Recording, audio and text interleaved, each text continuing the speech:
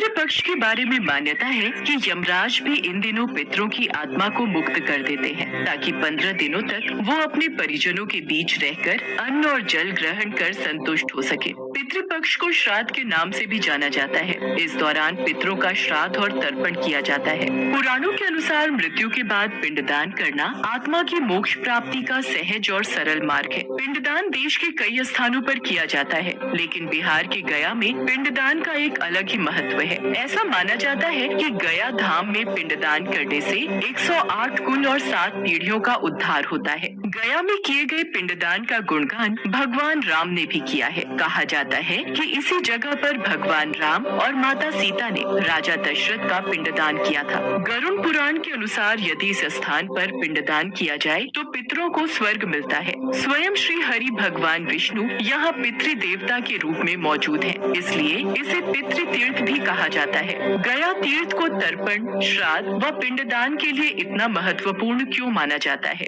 इसके पीछे एक धार्मिक कथा है। एक समय ब्रह्मा जी ने सृष्टि रचते समय गयासुर नाम के एक राक्षस को उत्पन्न किया। कीचड़ में जैसे कमल उत्पन्न होता है, वैसे ही असुर जाति में भी कुछ ऐसे ही भक्त उत्पन्न हो जाते हैं, जिनमें भक्त राज प्रहलाद का नाम प्रसिद्ध है। गयासुर भी इसी कोटि का भक्त था। बचपन से ही गया का हृदय भगवान विष्णु के प्रेम में ओतप्रोत रहता था। उसके मुख से प्रतिक्षण भगवान विष्णु के नाम का उच्चारण होता रहता था। एक बार उसने कोलाहल पर्वत पर जाकर घोर तपस्या की और बहुत दिनों तक श्वास रोक कर खड़ा रहा। उसकी ऐसी तपस्या देखकर देवराज इंद्र घबरा गए। ये गयासुर भगवान विष्णु की इतनी घनघोर तपस्या कर रहा है, कहीं ये कोई वरदान मांगकर मेरा सिंहासन ही न छीन ले।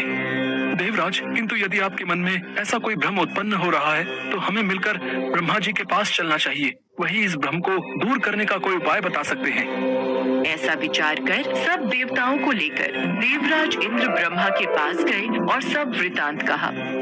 देवराज इंद्र, हमें इस विषय में भगवान शिव से परामर्श लेना चाहिए। हम सभी को उनके पास चलना चाहिए। ठीक है ब्रह्मदेव, हम महादेव के पास चलते हैं। तब सभी देवता मिलकर भगवान शिव जी के पास गए और उनसे इस बारे में वार्तालाप किया।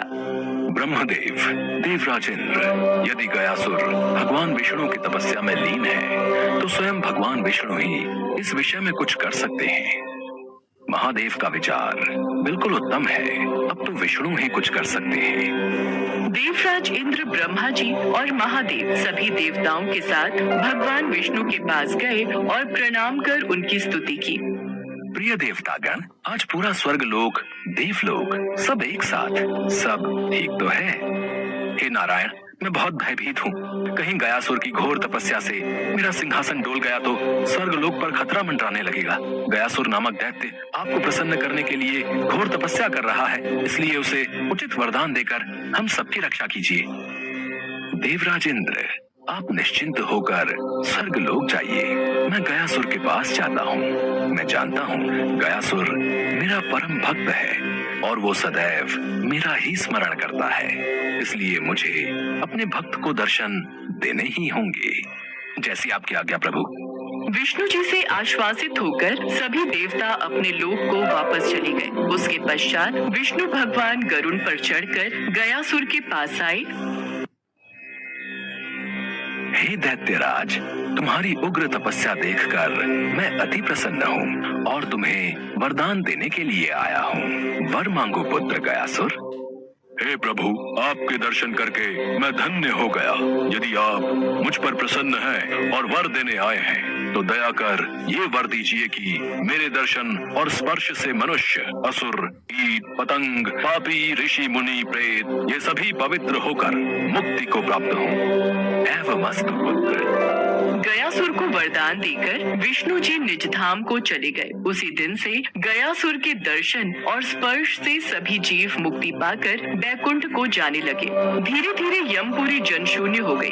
तब यमराज इंद्रादि देव सहित ब्रह्मा जी को लेकर विष्णु भगवान के पास गए।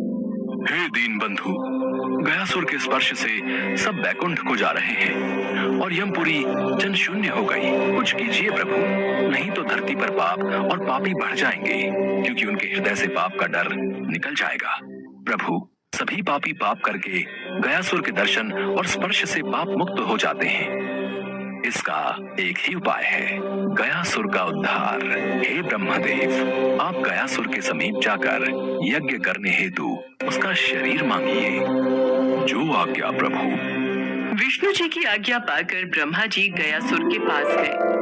प्रणाम ब्रह्मदेव, कहिए मैं आपकी क्या सेवा कर सकता हूँ? हे दैत्यराज, मैं तमाम पृथ्वी पर घूम आया और मुझे यज्ञ करने के निमित्त कोई भी पवित्र स्थान नहीं मिला, इसलिए मैं तुम्हारे पास आया हूँ। तुम्हारा शरीर नारायण के वरदान से पवित्र है। क्या तुम अपना शरीर मुझे यज्ञ के हेतु दे सकते हो? प्रभु, आप देवों की कृपा से ही मेरा यह अधर्म शरीर पवित्र हुआ है, सो आप इस पर यज्ञ अवश्य कीजिए, जिससे ये और भी पवित्र हो जाए।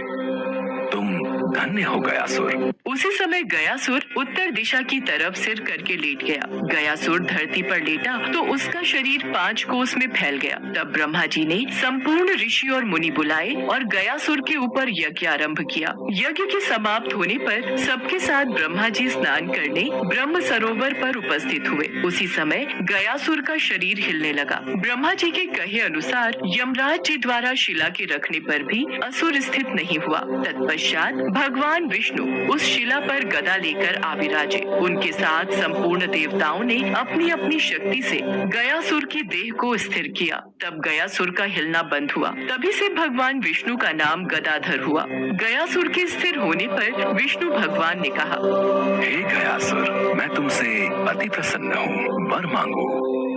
हे नाथ, यदि आप मुझ पर प्रसन्न हैं, तो ये वर दीजिए कि जब तक सूर्य चंद्रमा पृथ्वी हैं, तब तक मेरे ऊपर इस शिला पर सब देवता विराजमान रहें और ये तीर्थ मेरे नाम से प्रसिद्ध हो।